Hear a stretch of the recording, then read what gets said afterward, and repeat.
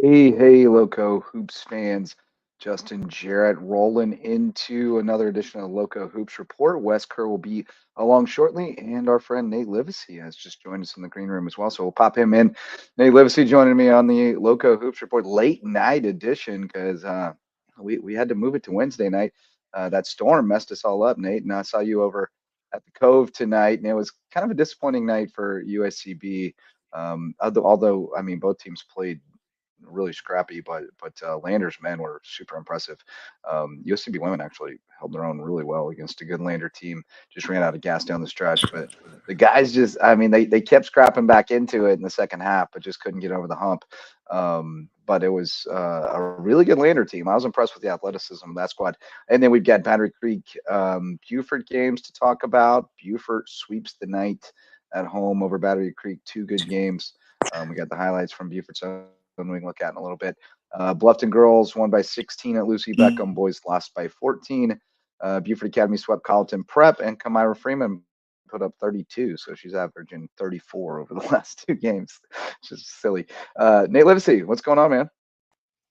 Oh, not much. Just got back from USCB and fired up the Creek Beaufort High game. Kind of went on fast forward, but watched the second half mostly in the entire fourth quarter. Looks like it was a back and forth game. Yeah. And Creek actually hit a three. I think Mathis hit a three to go up 42-40 right after Bonds had hit a three for Buford to put them up 40-39. And then Creek didn't score again for the last 4.5 minutes of the game. So, yeah, just a lot of turnovers. They missed a couple of easy opportunities. And then, Buford really, got a couple of baskets, maybe three baskets in about a minute, but they didn't really score much. There either it was a battle of who could finish a play. They both had some opportunities, and Buford, like I said, the last 4 minutes held Battery Creek scoreless, outscored them 8-0, and that's how you win close games. We can check out the highlights from Buford's own if I can get them rolling here. Yeah, I mean, we felt like maybe this was going to be the year Creek got Buford, and they may yet when they play them at home, because this was definitely anybody's game until the final minutes of it. Just a kind of helter skelter game. It looked like, which I mean is to be expected, but neither one of these teams is like plays the prettiest brand of basketball. They're both kind of scrappy and grind out a win type teams. So, and then when you add the rivalry in, I think you expect it to be kind of sloppy and gritty and that kind of game. Yeah, and it was definitely chippy, throughout. So, and really that's just something that I've noticed in all the games I've seen locally. Is while there are some talented guards and some good players, all of the teams would benefit from improved point guard play. There's for sure. Just uh, uh, a really, like, you can see it, watching all the teams, just decision making, settling the team down, and really having someone who is actively looking to make the people around them better. Right. That's what you need to avoid sloppy helter skelter game. Exactly. And Somebody who knows when they need to take control of the pace and calm things down, and when they need to push, and when they need to dribble and kick. And I see a lot of guys that are point guards that get into the lane, and there's no thought of dishing. Yeah, I mean, it's really, basketball, people watch basketball, and they're enamored with the athleticism and the speed and the quickness and all of those things. But really, the game, when it's played at a really high level, is as much jazz and chess as it is running and jumping. You have to be able to speed up, and you have to be able to slow down, and you have to be able to draw somebody in to put somebody else in his space. And, you have to bump a defender to be able to create some space. And, those are just things. And it really comes from just playing, basketball all the time.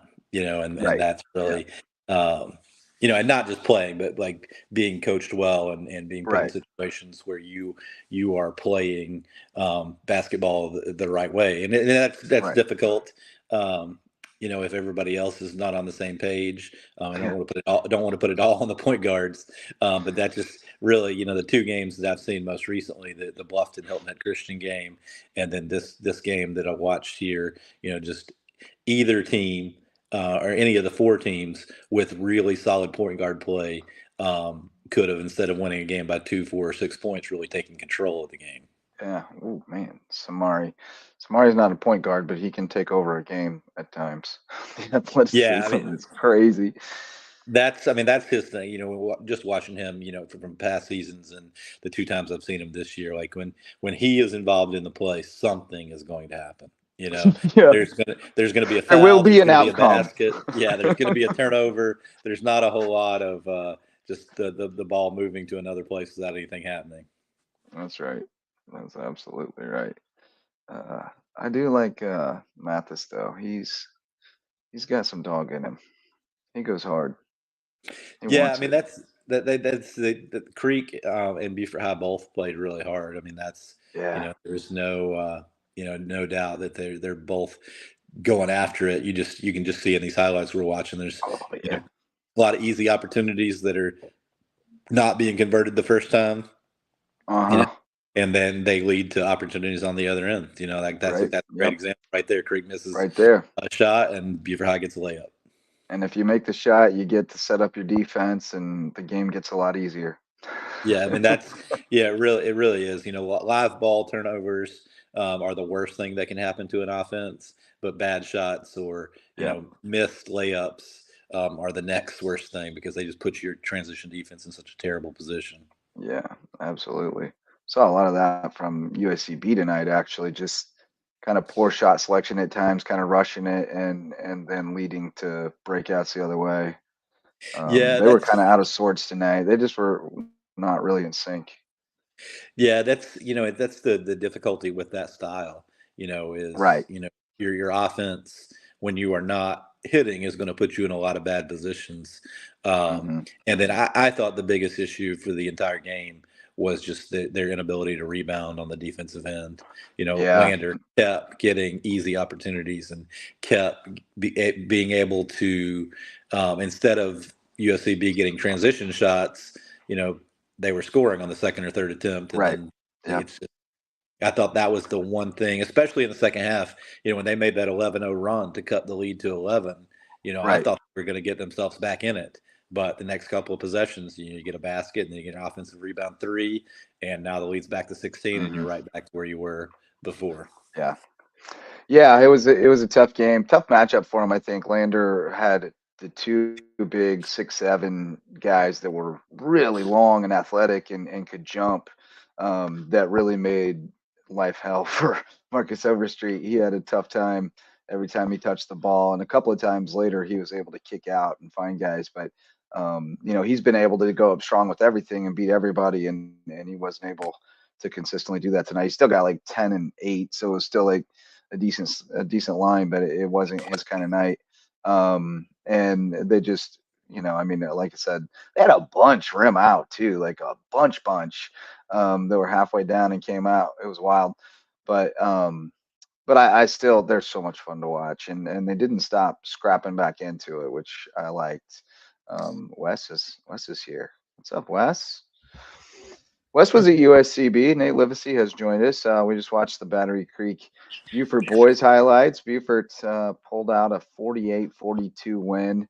It was, kind of, helter-skelter game you kind of expect between rivals this time of year, and especially evenly matched as they are. But we were just talking about USCB's men, just the style, you live by the sword, you die by the sword. Tonight the threes weren't dropping, and they just, everything was in and out of the hoop tonight, it seemed like, they couldn't set up the defense. And Lander was tough too, though. I was really impressed. That was the most athletic team I've seen this year. That's a really deep team too. And you mentioned the big matchup and big story coming this game, the Sand Sharks' high octane efficiency and production offense against a very stout Lander defense, and defense is up winning out in this one. But The Saints are just unable to really conjure what we've been seeing in terms of, just 6 for 25 from 3-point percentage. A good night for Kayvon Bryce, who led the way with 16. He knocked out a pair of triples, but elsewhere it was slim pickings at several key points in the ball game. Just Bullock wasn't able to find one at key moments. Didn't really get enough.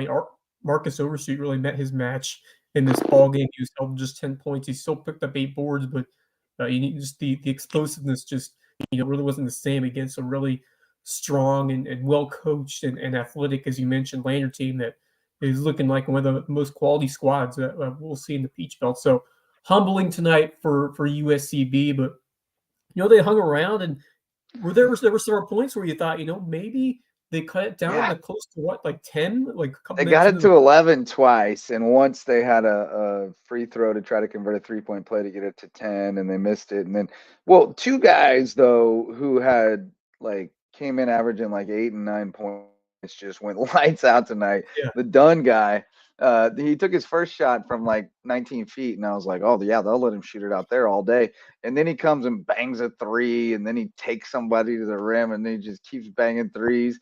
And it's like, whoa, what is going on out here?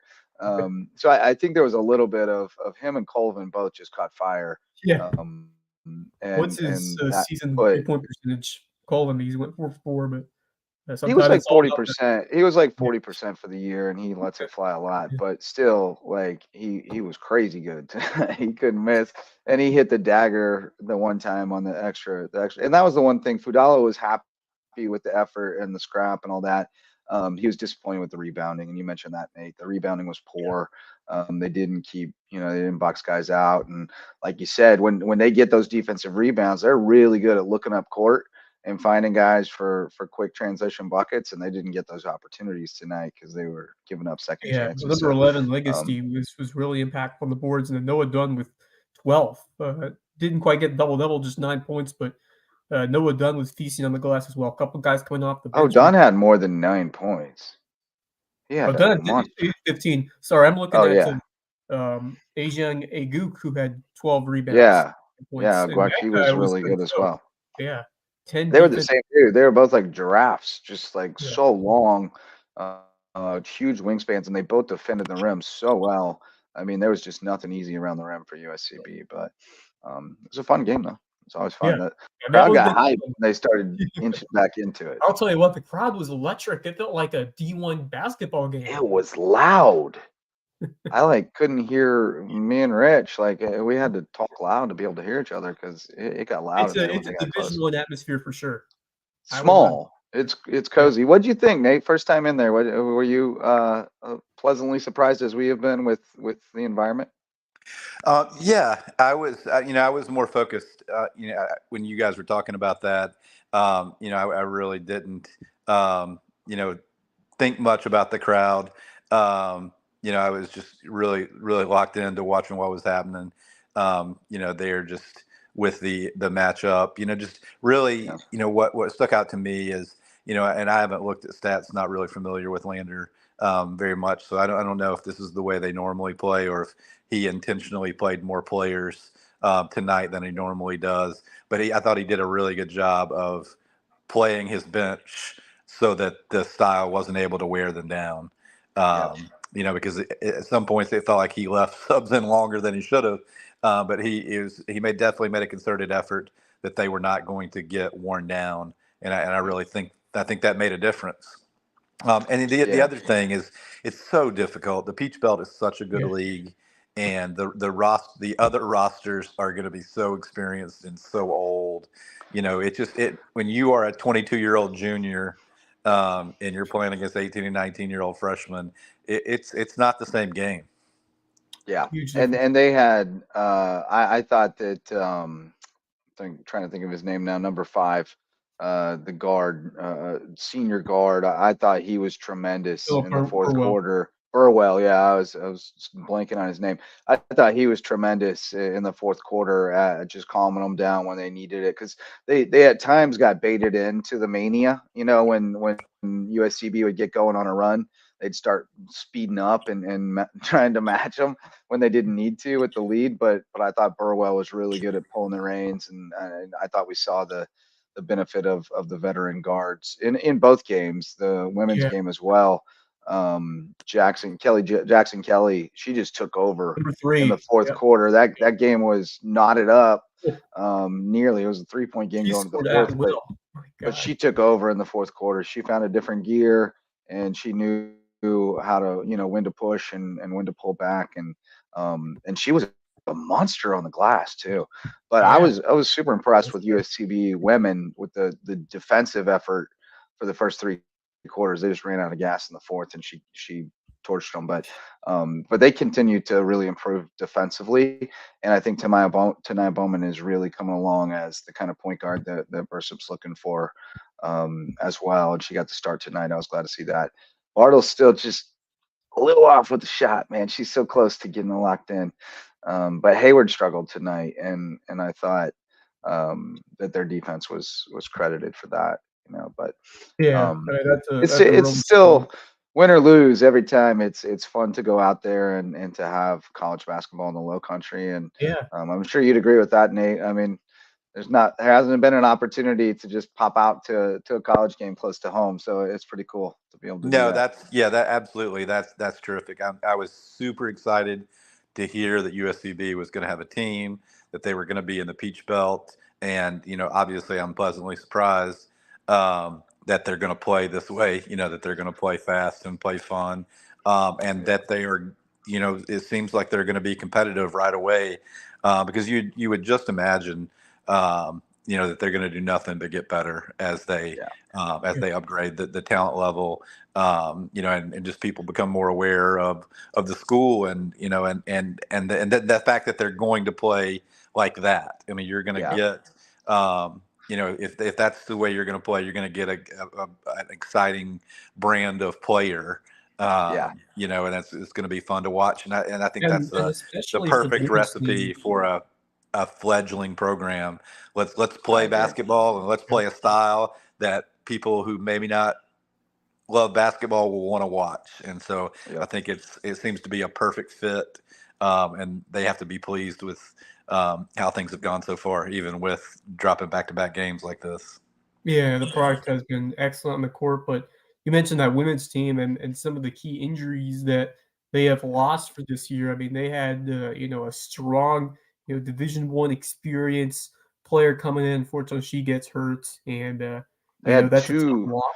two Yeah, Division 1 transfer yeah, guards. They're starting backcourt. I sat down with them tonight and said, she had some Division 1 guards that had didn't have janky knees, and they were having a good laugh about that. But we also had a good talk about how the baby pups are getting thrown into the fire and growing up, and I think this team's going to be a problem next year when they get everybody back. year two I could be. also think it's underrated, and Nate, you might talk to this as a coach, but I think it's an underrated thing for a really good player to. It always sucks for them to lose a season to injury, but to see it from the bench, you see things over there sitting Yeah, next to coach that you don't see when you're in the especially heat for of battle. And I think that players can really develop their kind of IQ for the game and instincts by watching from the sidelines sometimes, which is not something they often get and an especially opportunity to do. from a coach who has seen so much and has performed Right. at the elite Division One level. That's got to be Yeah. invaluable. That's I know really Gattelzi's a sponge. I know she's eating it up. So, but I'm sure you've had Nate. I'm sure you've had players who maybe got injured and sat out for a while, and they picked up some things sitting next to you. You're able to impart some things to them that you can't always get to them when they're in the heat of battle, but when they're sitting next to you, you can kind of coach them up a little bit more. Yeah, it's the only injuries are so frustrating for players. Right. And I've been really fortunate. I didn't have a ton of season-ending injuries when I was coaching, but I did have a really good point guard in Sumter who tore his ACL midway through his junior season, and it was probably the most time he had ever spent on the bench in his entire life. Like Right. he was one of those guys. He played for me as a freshman. So he hadn't spent a lot of time on the bench, um, and it definitely was good for him to be able to see, um, you know, what it looks like when you're not in the middle of it. different point of view Yeah. for And sure. Yeah, it looks a little different. Let's shout out some sponsors, the MVP sponsors of Lowco Sports. Megan Jarrett, my wife, the official realtor of Lowco Sports. She's with the Anchor Home Group of Keller Williams of the Low Country, and she'd love to help you put an anchor down in the best place here in the Loco. When we find that perfect home, we'll call on Homegrown Home Inspections, the official home inspectors of Loco Sports, to look it over from top to bottom and make sure you're making a great investment. And when they give us the A-OK, we'll go to the Mickelson Law Firm to sign the papers with the official real estate closing attorneys of Loco Sports and our original sponsors since 2017. And finally, Hospice Care of the Low Country, the official hospice care of Loco Sports, and a great charity here in Southern Beaufort County, providing hospice care, palliative care, and free grief counseling, among other services. Those are our MVP sponsors. Guys, Beaufort girls knocked off Battery Creek. We were discussing the other day who's the best team north of the Broad. I still don't know. I thought it was Battery Creek, but Beaufort beat them, and Beaufort also didn't lose to Whale Branch, which Battery Creek did once. But Beaufort Academy now coming up on the outside. Kamara Freeman torching everybody lately. She had 32 tonight, averaging 34 last two. It's not a great state of affairs for girls basketball north of the Broad right now. But credit to Beaufort for getting a dub tonight. That's a good win over a solid call. That's a solid call to prep team they beat. That's true. Beaufort Academy. I can't quite figure out. They struggled early, but they're starting to play better right now. Beaufort did. I heard some of the Beaufort's own broadcast, and Nia Housel came back, which was good. She had been out for a while, and that was an issue for Beaufort because I think she's kind of the straw that stirs the drink, so to speak, when they play better than when they play worse. They haven't played great, but they've played better and not as good, and they've played better when Housel's been there. I do think Reggie does a good job of at least giving them a chance to be competitive when he doesn't have much. They're always pretty tough defensively. They'll keep the score low enough to give themselves a chance, and there you go, big three. They're hitting some shots tonight. I mean, we're only watching the highlights, so we only get the made shots, but we don't have to endure the missed buckets. Thanks to Beaufort's own. Yeah, Javon and Tristan. Tristan had school tomorrow. He had to go to bed, but Javon's probably wiped out. I'm a little wiped out. It's been a long day. He had called two games in a row. Yeah. First one I was with a young man, student, Cam Rivers. He did a nice job on the color commentary. Coming along, learning the game. And then I had Coach Rich Basirko, who is really grown into the role. That dude's really good at it. Great basketball mind. He's been around the game for a while over there at prep. So certainly, and the dude watches so many games. You can tell because he knows what it's supposed to sound like. He's good at it. Still trying to get Drafts in there. Drafts is recovering. He's had some illness. Wish him well. He's on the upswing. He thinks he'll be back next week. Whoo! I love this little Class 3 rivalry between Beaufort and Battery Creek, so close to each other over there. Oh yeah, that one's been going a long time. Yeah, but it's been eaten up because these teams have been in the same region, and when you have a region. That's true. Game, yeah, it went back and forth. It won't be again next year. But it's better when it's a region game. I agree. Yeah, for sure. A lot of credit to this Beaufort team though, because we certainly were not very high on them a couple weeks ago, and some results early on. Oh, what a big three from the corner right there! Yeah, they were shooting it tonight. Pick up to have her back in the lineup, but it's a collective effort, and Reggie Jones getting the most out of these young ladies, and they found some things out about their team those first few weeks, and we've seen the prowess that Jones has shown as a coach, and he loves to do it. He always has a smile on his face, and it does absolutely yeoman's work because he wears so many different hats, and he does. Track team, and to continue doing what he does, it's a labor of love, and he's done terrific job. And I've seen him drive the bus. I've seen him sweep up the floor. Yeoman's work is right. There's a lot of it takes a lot of those people at all of our schools. If you go to any of them, there's those people are there. Even at the middle schools, the people who are just always around doing whatever you need them to do. And Yeah, you know this is a that team that you definitely missed the services of Quinn Wilson, who was kind of, that yeah, all-around stud who could do a little bit of everything, and who's doing really well playing yeah, keeper at Georgia Southern, by the oh, way. terrific goalkeeper. She had a good year. Missed She's on the just a soccer great field. athlete and great Yeah, competitor. I mean, that was the thing that always struck me whenever I watched her play anything was just she wanted to win more than anybody on the floor. Just a competitor.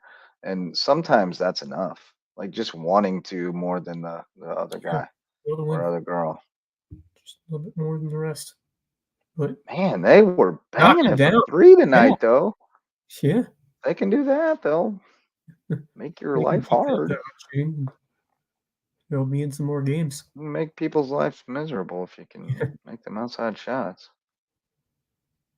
And And then clutch. but it looked like they were gonna close it out here, but they did not. They had to go to the Oh, overtimes. oh, Look at Aaron that. Creed. Hey, let's go to Javon for the call. Let me get the music up on this.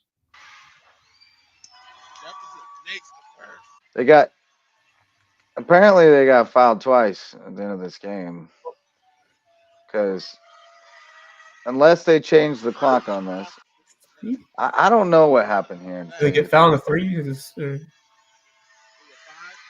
Or a violation or something. he Something called like that the second one, but then they called a violation on her. that. Oh, No points, but then you'll see 5 seconds. Now they're back on the line. They must have stolen the inbounds. I yeah, don't. something happened. Something happened, but she Mm. missed the first one. And Pressure apparently now. there were shenanigans the other night where Battery Creek got some calls at the end of that game against North Charleston and Oh, did not convert. Ball did not lie. yeah. They lost by 1. But then we go to OT OT, and Buford kind of there. puts them away. It's over. Here comes Creed. Javon's getting better on the calls too, by the way. Yeah, he's done a great job. Reps. Yeah, I He's get getting to. better and better. Yep. And just the graphics, the scoreboard, the Oh presentation, yeah, man, it's so he does a good. So great job. yeah, Super grateful. good Boom. pass, vision of sport. Oh, and they Yeah, just see poured it they out of overtime. got it. Yeah, they made a garbage 3, but Buford ran away in Yeah, OT. The mighty Eagles.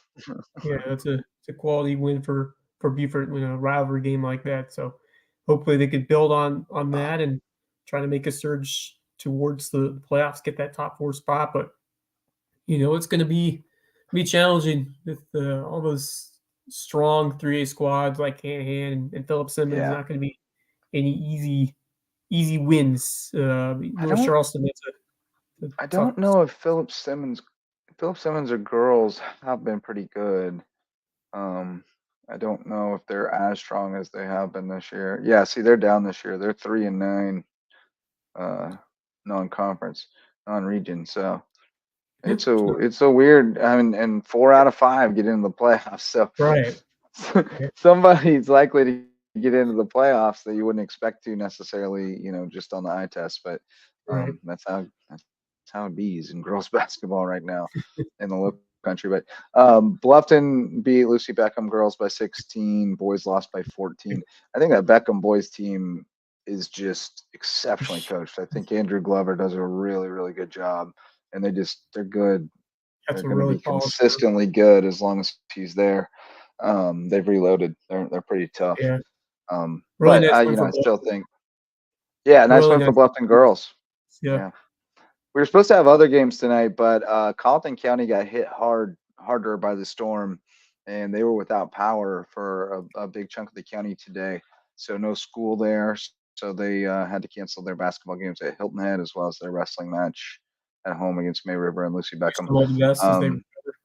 Yeah, Bamberg got hammered. Bamberg got hit by a tornado, and there was some pretty bad damage up there. So, we send our thoughts to them because Definitely, on the outskirts outside of what we cover, but we ran across them at the Whale Branch game this season when we did it for WSAV, and got to know Coach Crosby a little bit, and he's a tremendous man and leader, and that's a great community. So wishing them the best up in Bamberg. Hampton got hit a few years back, Barnville area, and I'm from Kansas, so I'm familiar with the destruction that comes with tornadoes and stuff like that, and it's devastating.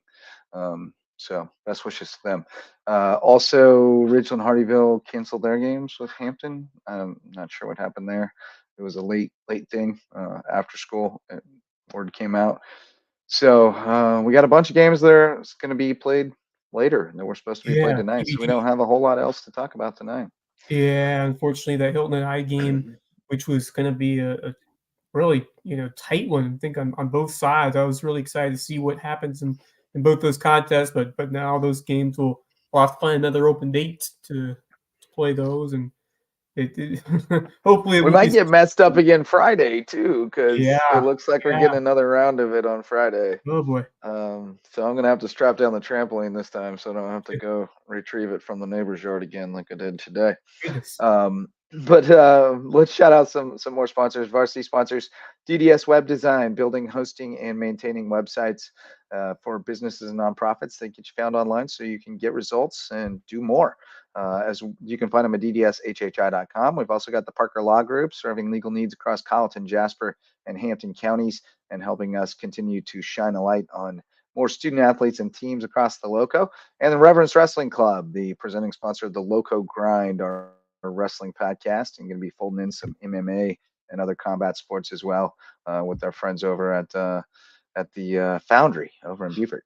So appreciate Reverence Wrestling Club and all of our varsity sponsors. Fellas, if we get to play on Friday, we'll have some good games on tap. Let me see here. Thursday, we got BA at Patrick Henry. That's kind of interesting. Patrick Henry boys won an overtime game with 5 players the other day, which was wild. And Cross at JP2, which is also interesting, although I hear Cross has some down with the sickness. Cool. So that could change the matchup a little bit. And Thomas Hayward at Bethesda Academy, boys only. So kind of light slate Thursday. Friday is the big slate if we don't get blown out. James Island at Colleton County, Hilton Head at Bluffton, Lucy Beckham at May River, Hannah Battery Creek, Woodland at Ridgeland Hardyville, Branchville at Bridges Prep, Hilton Head Christian at Hilton Head Prep. So got some good ones on tap there. Yeah, I had Nate Livesey, where are you going if the wind doesn't blow too hard? I haven't decided what the schedule is for Friday. If I see a local game, I would imagine that Lucy Beckham May River game is probably the one I'm going to check out. That one's interesting, definitely.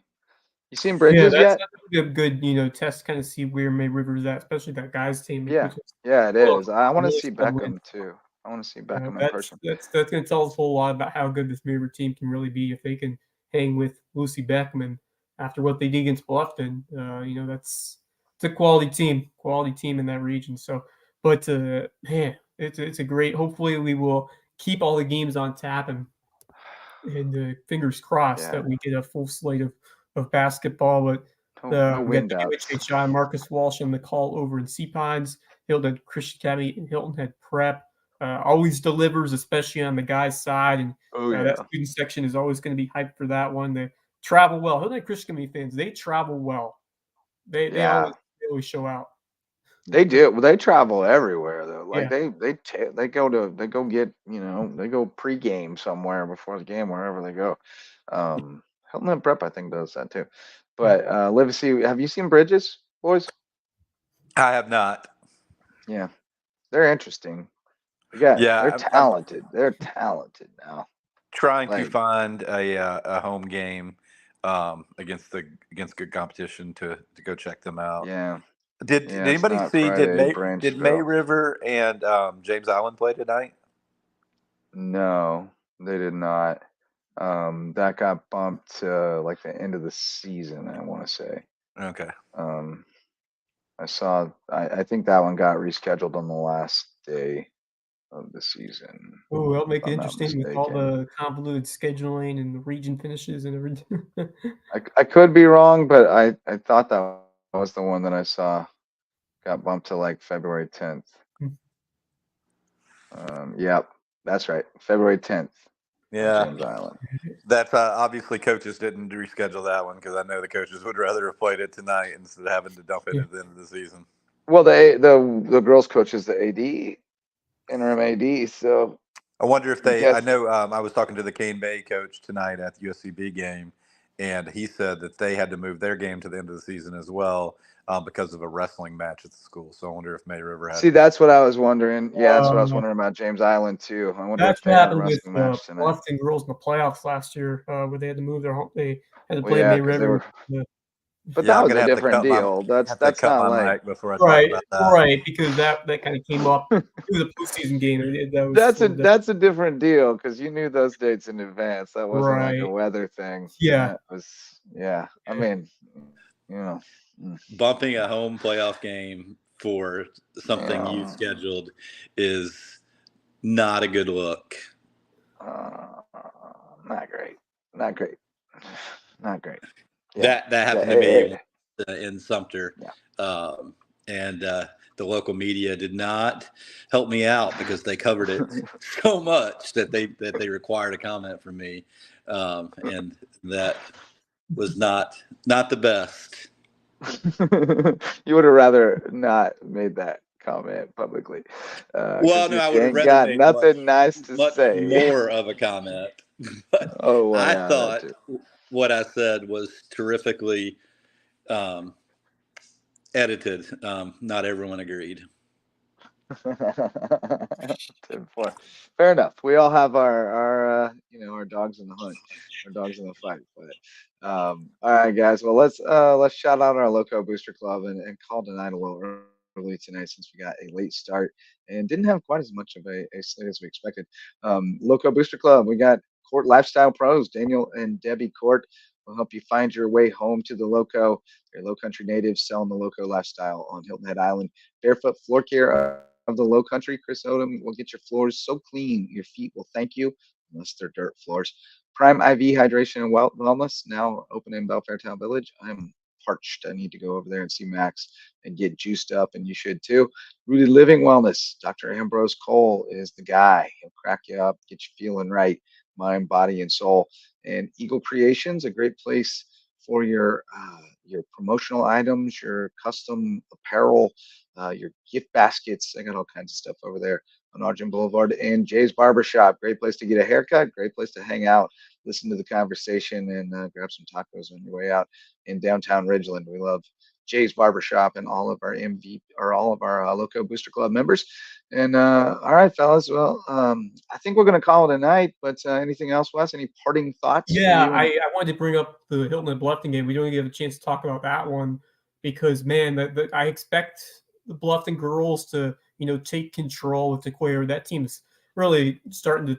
I believe they've turned the corner. I think you could kind of point to those two tournaments is when that happened. But I think they're going to put up a little too much for Hilton Head. But the guys' game, man, that could be an all-out war. I am pumped to see that one. I think I'll be headed.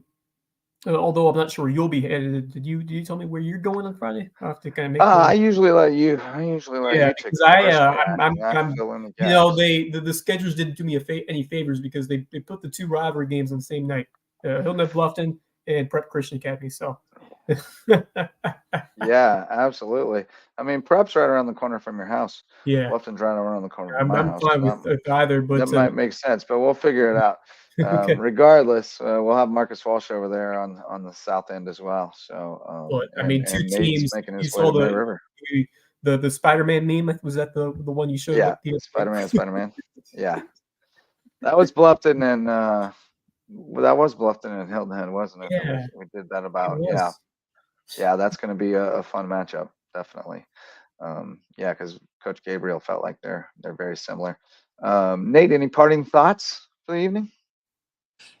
I'm just excited to be in the midst of it. At the region games, you have matchups that matter every week, and you got you should be able to find one good matchup. I think particularly in these two regions that really encompass what we're looking at. You have fairly competitive regions. I think both of them have clear favorites, but 2, 3, 4 could be mixed up in any order. I think any permutation. Yeah, I think you could throw the 2A region in there a little bit too, with Hampton and Woodland, and I'm trying to think who else. Somebody else is pretty good in 1A there. boys region too. 1A boys region's nuts. Yeah, those are always every wild. one of those games is just bananas. Yeah. I mean, not all of them. Like, there's a couple weaker teams in there, but like the Whale Branch, Bethune-Bowman, Bamberg, and Bridges games are all going to be crazy. You never know what you'll see. Plus, the quality of officiating at the 1A level is not always the best, so you really don't know what you'll see. That's what I was going to say. That I've found that it's always difficult to win on the road, but the smaller the school, the tougher it is to get a win when you're not. Oh yeah. Oh man, I've heard some horror stories about some of those 1A places when you go to play there. It's really an uphill climb to get over. I mean, officiating is a thankless job, and when you have to drive, kind of out to get to where you're officiating, not everyone takes those assignments. That's right. That's right. You might want to, if you want to get out of there alive, you might have to make a couple calls. But we appreciate you, Nate, and plug the book, Uber Pro Tips. Yeah, 5-star rides, Uber Pro Tips, and ride share from A to Z. You've missed the Kindle sale; everything's back to normal price now. But it's definitely worth the $14.99 to laugh and learn a little bit about how the technology companies are manipulating us all so they can make more money. Oh, I'm gonna pick that up. Yeah, I got my copy. I did take advantage of the Kindle sale, thankfully, so saved a few bucks. But thanks to Nate Livesey, thanks Wes Kerr, thanks to everybody who showed up to listen and watch. Thanks to all of our sponsors. That's going to do it for tonight. We'll be back tomorrow night, 10 o'clock normal time, for the Lowco Sports Lowdown, and then back for the Lowco Hoops Report again Friday at 10 p.m. So for Wes Kerr and Nate Livesey, I'm Justin Jarrett. Until next time, go Lowco.